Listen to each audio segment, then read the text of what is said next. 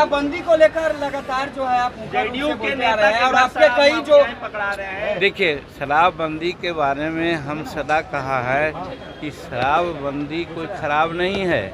हम लोग सब मिलकर के शराबबंदी का प्रस्ताव बिहार में लिया था, तो हम उसको खराब कैसे कहेंगे। लेकिन उसके क्रियान्विति में एग्जीक्यूशन में गड़बड़ी हो रही है, और वो गड़बड़ी हो रही है कि गरीब तबके के लोग अगर पाव भर भी कहीं सेवन कर लिया तो ब्रेथ एनालाइजर लगाया जाता है, जेल भेजा जाता है। और दूसरे तरफ जो हजारों हजार लीटर लाखों लीटर का तस्करी कर रहा है, हाजी मस्तानी कर रहा है, उसको छोड़ा जा रहा है। और दूसरी बात कि हम सभी सपोज रात में जब हम शराब पीते हैं तो हमको नहीं पकड़ा जाता है। बात साफ ही है, ऐसा नहीं होना चाहिए। दोरंगनी नीति है। इसीलिए नीतीश कुमार जी को कई एक बार कहा और धन्यवाद देते हैं कि वो तीसरी समीक्षा भी किए थे।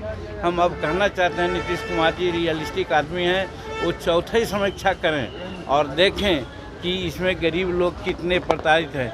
4 लाख 5 लाख के आसपास हमारे गरीब तबके के लोग ही विभिन्न प्रकार के केस मुकदमा में इनपल्ज हैं, जेल में हैं। तो ऐसा तो नहीं होना चाहिए।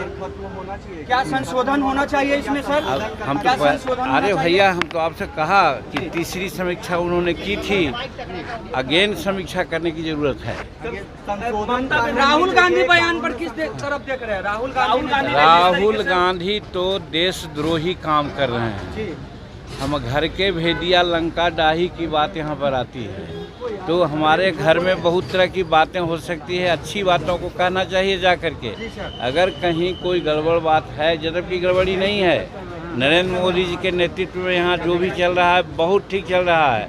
आर्थिक दृष्टिकोण से हम संसार का तीसरी शक्ति बन रहे हैं। 2047 में हम प्रथम शक्ति बनेंगे और विश्व नेता के रूप में उभर रहे हैं। यूक्रेन और रूस के ये में विश्व शांति दूत के रूप में हमारे नरेंद्र मोदी जी काम कर रहे हैं। ये सब बात की चर्चा उनको करना चाहिए, तो वो करते हैं। दूसरी तरह की बात, मेरा कहने का मतलब है कि देश के खिलाफ बाहर जा कर के कहना बहुत अनर्थ है, देशद्रोही कार्यक्रम है, उन पर कार्रवाई होनी चाहिए। ममता देवी को अगर थोड़ा सा भी सेंस होता, डेमोक्रेटिक सेंस, तो आज से 2 महीना पहले वो रिजाइन कर दी होती। महिला है और उसके राज्य में महिलाओं के साथ इस प्रकार का कार्रवाई हुई है और वो नखरा कर रही हैं। क्योंकि लॉ एंड ऑर्डर राज्य का मुद्दा होता है और इस परिस्थिति में वो संभाल नहीं सकी और अब दूसरे प्रकार के नाटक कर रही है बचने के लिए। कहने का मतलब सत्ता का लोलुप है, उसको इस्तीफा दे देना चाहिए।